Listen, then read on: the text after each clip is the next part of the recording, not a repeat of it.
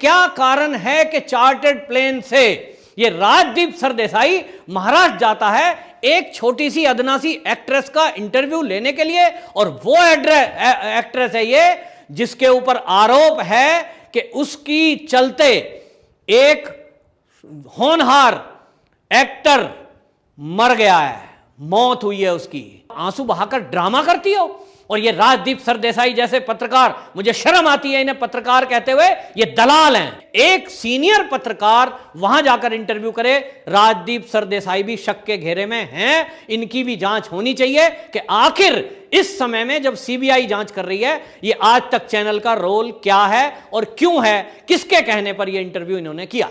नमस्कार, मैं हूं पवन त्यागी, राजनीतिक विश्लेषक। आज मैं बात करूंगा उस कुख्यात पत्रकार की जिसका नाम राजदीप सरदेसाई है। यह राजदीप सरदेसाई कुख्यात मैंने इसलिए कहा है, विख्यात तो व्यक्ति होता है अपने अच्छे कर्मों के कारण, लेकिन कुख्यात होता है अपने बुरे कर्मों के कारण। ये जाने जाते हैं देश के लिबरल का इंटरव्यू लेने के लिए, ये जाने जाते हैं देश के आतंकवादियों का पक्ष रखने के लिए, और अब ये जाने जाएंगे बॉलीवुड के विलेन का पक्ष रखने के लिए। क्योंकि जिस विषय में पूरे भारत ही नहीं तो दुनिया की कई कंट्रियों में जो लोग बॉलीवुड को प्यार करते हैं, वो इस समय जानने के इच्छुक हैं कि आखिरकार सुशांत सिंह राजपूत की मौत का रहस्य क्या है। और जहां तक अभी तक सोशल मीडिया के माध्यम से लोगों के बीच में कुछ चीजें खुल करके सामने आई हैं, उसमें एक नाम सबसे ज्यादा शक के घेरे में है। वो नाम है रिया चक्रवर्ती।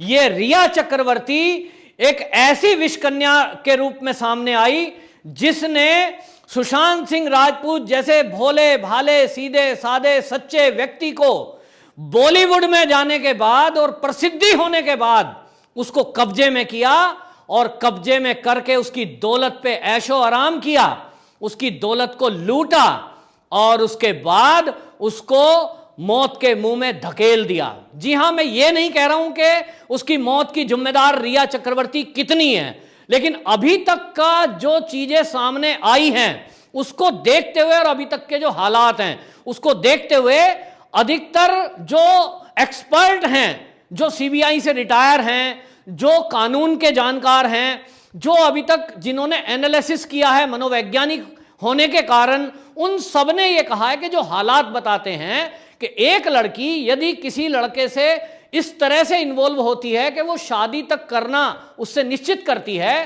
पहले उस लड़के की कोई दोस्त थी जिसको आउट किया जाता है, और उसके बाद वो खुद इन होती है और इरादे से इन होती है। उसके इरादे पता चलते हैं ईडी के माध्यम से, जब पता लगता है कि करोड़ों रुपए सुशांत सिंह राजपूत के खाते से यदि किसी ने निकाले, बहन ने नहीं, पिता ने नहीं, दोस्त ने भी नहीं, एकमात्र उसकी प्रेमिका रिया चक्रवर्ती ने और उसके भाई, उसके परिवार ने, तब शक का घेरा बढ़ता है। लेकिन ये रिया चक्रवर्ती उसका इंटरव्यू लेते हैं राजदीप सरदेसाई। क्या मकसद था इनका इस इंटरव्यू लेने का? राजदीप सरदेसाई रिया चक्रवर्ती का इंटरव्यू लेते हैं। सुशांत राजपूत की मौत के इतने दिन बाद रिया चक्रवर्ती अचानक सामने आती है, और वो भी भारत के एक बड़े तक चैनल के ऊपर, और उसका इंटरव्यू राजदीप सरदेसाई जैसे वहां के सीनियर पत्रकार लेने जाते हैं। महाराष्ट्र के अंदर, मुंबई के अंदर इन तक वाले चैनल वालों के कई पत्रकार हैं जो लगातार सुशांत सिंह राजपूत की मौत को कवर कर रहे हैं। लेकिन आश्चर्य देखिए, और मेरा जो सवाल है, मेरा जो शक है, और जो मैंने इस राजदीप सरदेसाई के नाम के पहले कुख्यात लगाया है, वो इसी शक के कारण लगाया है कि क्या कारण है कि चार्टर्ड प्लेन से ये राजदीप सरदेसाई महाराष्ट्र जाता है एक छोटी सी अदनासी एक्ट्रेस का इंटरव्यू लेने के लिए, और वो एक्ट्रेस है ये जिसके ऊपर आरोप है कि उसकी चलते एक होनहार एक्टर मर गया है, मौत हुई है उसकी हत्या की गई है, इसका आरोप उसके सर पर है। अब सवाल यह उठता है कि जब रिया चक्रवर्ती को पूरा भारत और उसके पूरे हालात और सीबीआई भी, जो इशारे अभी तक सीबीआई की जांच में सामने आए हैं, उसमें पता लग रहा है कि कहीं ना कहीं इसके तार डी कंपनी से जुड़े हैं, इस मौत के कहीं ना कहीं ड्रग माफिया से जुड़े हैं, और कहीं ना कहीं लूट से जुड़े हैं, जो लूट रिया चक्रवर्ती की फैमिली ने की है। अब ऐसे में रिया चक्रवर्ती को टीवी पर बिठाकर एक्सक्लूसिव इंटरव्यू करना, वो भी 10, 20, 30 मिनट नहीं तो एक रिकॉर्डेड टाइम 2 घंटे। आखिरकार राजदीप सरदेसाई क्या सिद्ध करना चाहते थे रिया चक्रवर्ती का इंटरव्यू करके? तो इसके आप टाइमिंग को देखिए। टाइमिंग क्या है? जब सीबीआई की जांच चल रही है और जब ईडी ने जांच करके कुछ शक जाहिर किए हैं और अब नारकोटिक्स डिपार्टमेंट जांच करने जा रहा है। यानी आप समझिए इस टाइमिंग को कि अब ड्रग माफिया का जब नाम आया तब राजदीप सरदेसाई बेचैन हुए, क्योंकि कहीं ना कहीं इसमें ऐसी कुछ कंपनियां जुड़ती हैं डी कंपनी के अलावा जिनके तार ड्रग माफियाओं से जुड़े हैं। अब ऐसे में ये निकल करके सामने आते हैं और निकल करके सामने आकर ये इंटरव्यू आप लोगों ने देखा होगा। मैं तो बहुत बड़ा कोई एनालिसिस्ट नहीं हूं, लेकिन जहां तक मेरी बुद्धि में समझ में आया तो आप देखिए इस राजदीप सरदेसाई ने रिया चक्रवर्ती को कैसा प्रस्तुत किया है। एक बेचारी, भोली भाली, सीधी सादी, और क्वेश्चन कौन से रखे हैं? जो क्वेश्चन सीबीआई उससे पूछने वाली है, जो पूछ सकती है कि आप जो है आपने फंड, जो सवाल उठ रहे हैं अभी तक सोशल मीडिया पर कि आपके अकाउंट में इतने पैसे ट्रांजैक्शन हुआ, आखिरकार आपने सुशांत सिंह राजपूत से पैसे क्यों लिए? सोशल मीडिया में वायरल है, ईडी ने पूछे हैं। अब ईडी के जो सवाल हैं ये उससे पूछते हैं और जवाब लेते हैं। और आप जवाब देखिए रिया चक्रवर्ती का कि वो उसको एक एक डेट याद है और बार बार वो कहती है मेरे पास इनके सबूत हैं, मेरे पास चैट की पूरी सबूत है। अरे भाई, किसी ने 1.5 साल 2 साल पहले किसी को व्हाट्सएप पे चैटिंग की हो, वो संभाल के रखता है क्या? मैं तो नहीं रखता। मैं तो 1 हफ्ते में 10 दिन में डिलीट कर देता हूं। और जबकि प्रेमी और प्रेमिका के बीच की बात हो तब कोई रखता है क्या? तो रिया चक्रवर्ती ने ये चैट जो थी ये क्यों संभाल के रखी थी?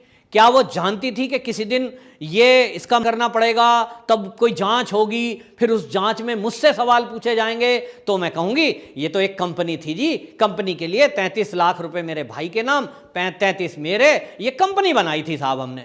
क्या चतुराई से उसने जवाब दिया है और राजदीप सरदेसाई उसको 2 घंटे के इंटरव्यू में ये सिद्ध करने में कामयाब हो गए कि रिया चक्रवर्ती निर्दोष है, वो बेचारी है। लेकिन उस बेचारी से वो ये जवाब नहीं ले पाए कि जब आपको पता लगता है कि वो व्यक्ति जिससे आप शादी करने वाले थे और जिसके पैसों पे आपने 2 साल लगभग ऐश की, अचानक आपको खबर मिलती है दोस्त के द्वारा कि उसने सुसाइड कर ली, सुसाइड नाम सुनने में आया है, तो रिया का रिएक्शन ये नहीं था कि नहीं नहीं कहीं किसी ने मौत तो नहीं कर दी है, वो मेरा दोस्त सुसाइड नहीं कर सकता। कोई रिएक्शन नहीं आया। और राजदीप सरदेसाई जो उसके भले बने बैठे हैं, उन्होंने पूछा कि आप उसकी अंतिम संस्कार में क्यों नहीं गई? तो वो कहती है मैं फैमिली की लिस्ट में नहीं थी। भाइयों, आप जो लोग इस चैनल को देख रहे हो, यदि आपको पता लगता है कि आपके कोई पड़ोस में आपका कोई पुराना मित्र, आपका कोई पुराना रिश्तेदार, यदि आपको उसकी फोन की मौत की खबर लगती है किसी के द्वारा, क्या आप लिस्ट का इंतजार करेंगे कि कोविड-19 चल रहा है, 50 लिस्ट में मेरा नाम नहीं है, फैमिली वालों की कॉल नहीं आई है, मैं तब जाऊंगा जब वो फैमिली वाले फोन करके मुझे बताएंगे कि तुम्हारा दोस्त मर गया है? ऐसा होता है क्या? जिसको प्यार हो, और प्यार ना हो तो जिसने व्यापार किया हो, कंपनी बनाई थी ना, जिसके साथ 2 साल ऐसे रिश्ते बनाए हो कि देश विदेश में ऐश की हो, उसकी मौत पर आपको जरा भी इतना दुख नहीं हुआ? टीवी चैनल पे टेसुएं भारी थी नकली नकली, तब तो आप नहीं गई, लेकिन आज आप आंसू बहाकर ड्रामा करती हो। और ये राजदीप सरदेसाई जैसे पत्रकार, मुझे शर्म आती है इन्हें पत्रकार कहते हुए, ये दलाल हैं। मतलब आप आतंकवादियों का इंटरव्यू लेंगे कल को? आप जाइए पाकिस्तान के हाफिज शहीद को बुला लीजिए ना अपने चैनल पे और उससे पूछिए कि आप लोगों को क्यों मारते हो, बिठाओ, तो वो बताएगा देखो जी मैं तो वैसे ही हवा में फायर करता हूं, लोगों को लग जाया करती है, मैं तो भोला भाला आदमी हूं, मैं तो बकरी ईद पे बकरा भी नहीं काटता, मैं तो शांति प्रिय आदमी हूं। राजदीप सरदेसाई जैसा पत्रकार उस हाफिज शहीद को भी सिद्ध कर देंगे कि ये तो बड़े भोले भाले लोग हैं, ये तो शांति प्रिय लोग हैं, ये तो मोदी जी ने कश्मीर जबरदस्ती कब्जा रखा है, धारा 370 हटा दी, इसलिए लोग गुस्से में हैं।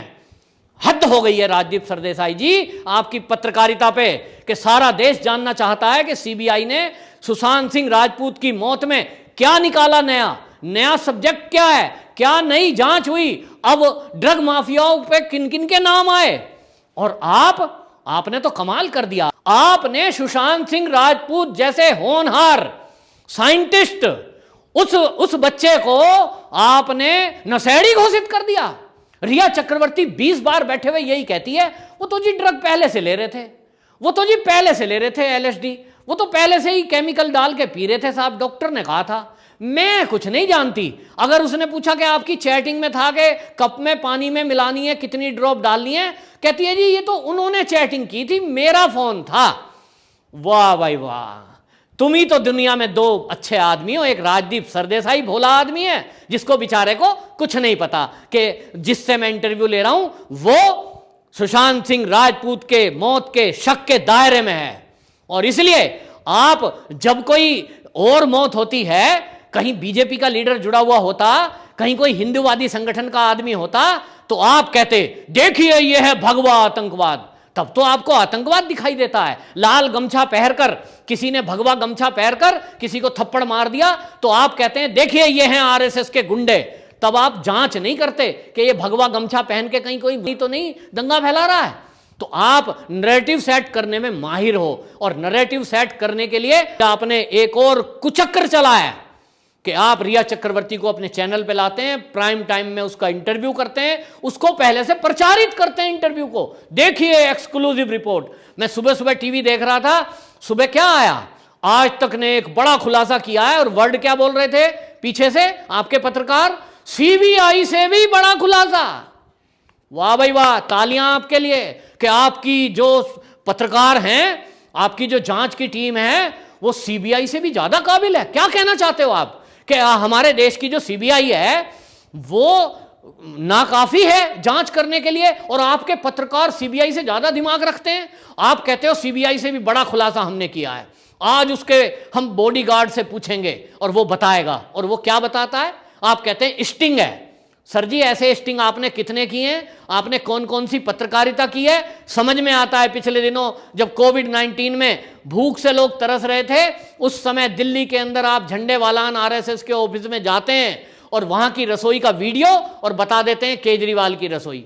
आपकी पत्रकारिता देखी है, कितनी बार फर्जी स्टिंग आपने किए हैं। सुशांत सिंह राजपूत को तो बख्श देते, अरे आपने वो भी नहीं बख्शा, क्योंकि आप लाशों की राजनीति करते हैं, आप नैरेटिव सेट करने में लगे हुए हैं। और वो जो लड़का आपने बिठाया उसने भी क्या कहा, सुशांत सिंह राजपूत हमेशा ड्रग्स लेते थे।